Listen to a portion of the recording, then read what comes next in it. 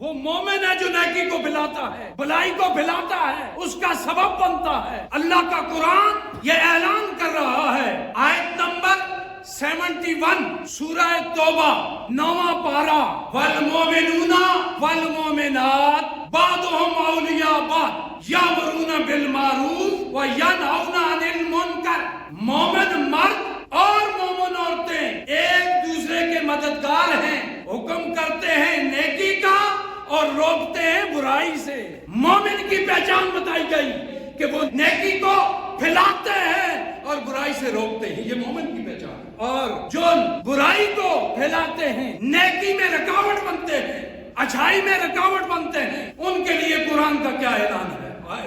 یہ آیت نمبر 67 سورہ توبہ، المنافقون والمنافقات بعضهم من بعض یامرون بالمنکر وینہون عن المعروف۔